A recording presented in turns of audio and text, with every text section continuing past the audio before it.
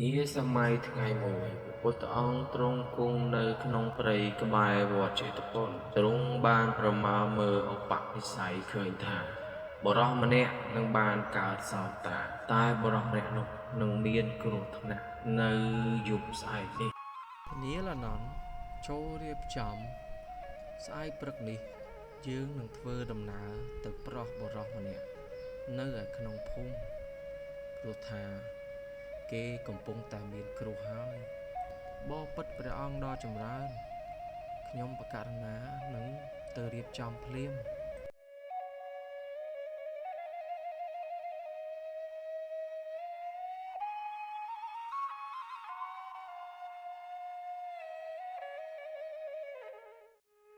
និយាយពីបរោះកំពុងតែធ្វើចំការ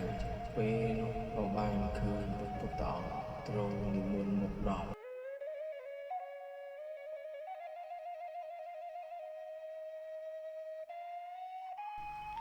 មនាលអនន្តបានឃើញទេអាសេរពឹសបបិទ្ធព្រះអង្គឃើញអាសេរពឹសនឹងកាចណាស់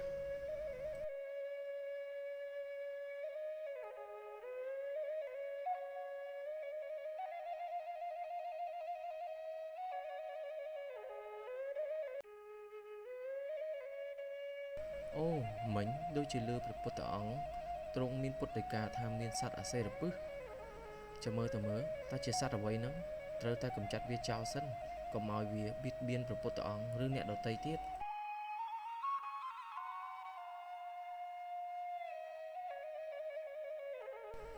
ទេដូចជាមិនមានសត្វអាសេរពឹសទេឬក៏វាទៅណាបាត់ហើយ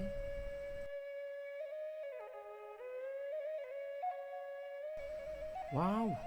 មាសច្រើនម្ល៉េះអូចាប់ពីពេលនេះទៅខ្ញុំលែងក្រីក្រទៀតហើយបុរសជាកសិករកាលបើឃើញមាសច្រើនដូច្នេះហើយក៏កើតចិត្តលោភលន់ហើយមិនបានពិចារណាវែងឆ្ងាយក៏យកមាសនោះរត់ចាក់ចេញទៅផ្ទះភ្លាមយ៉ាងប្រញាប់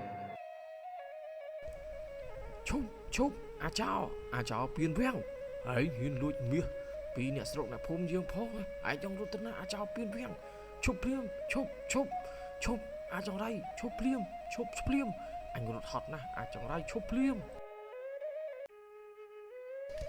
នេះឯងហ៊ានណាស់ហ៊ានលួចមាសរបស់អ្នកស្រុកអ្នកភូមិយើងផងតែប៉ុណ្ណេះឯងងាប់ចាក់ជាមិនខានទេអាក្មេងតូចទេអាសេរពឹសនេះកាចណាស់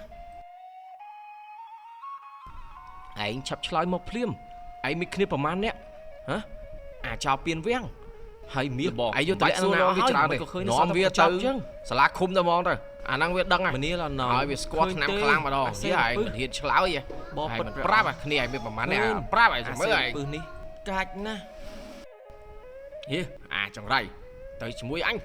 ឯងទៅសាលាឃុំជាមួយអញមិនបាច់នៅរៀបរាប់អាដែរទេអញបញ្យល់នៃអីទេ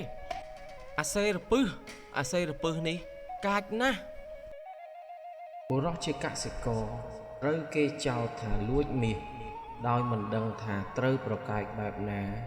ក៏នឹកឃើញតែពាក្យសម្ដីរបស់ព្រះពុទ្ធអង្គសមណគោតមពោលដដែលថា